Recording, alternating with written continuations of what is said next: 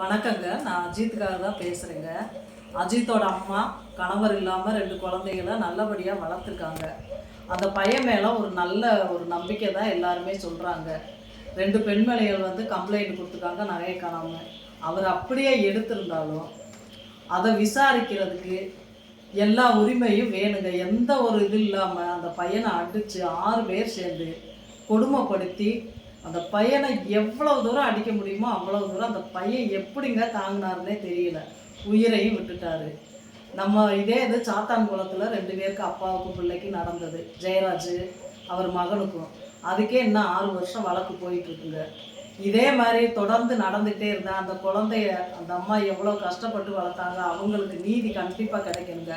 இதை அரசியல் ரீதியாக பார்க்காம சமூகத்துக்கு இந்த மாதிரி சீர்கேடு நடக்காமல் இது உடனடியாக நடவடிக்கை எடுத்து நீதியரசர் ஒருவர் நேரடியாகவே விசாரித்து அவரே கண் கலங்குறாரு.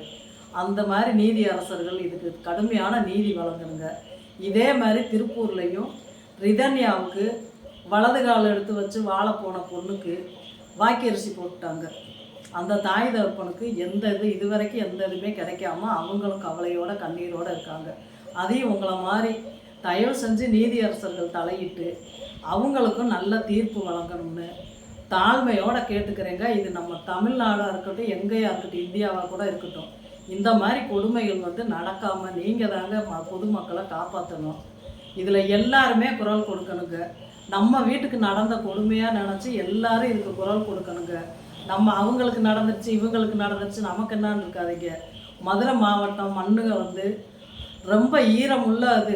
இந்த பையனுக்கு நடந்த கொடுமை இனிமேல் யாருக்குமே நடக்கக்கூடாதுங்க. அதே மாதிரி இந்த வரதட்சணை கொடுமையும் இனி நம்ம நாட்டில் இருக்கவே கூடாதுங்க.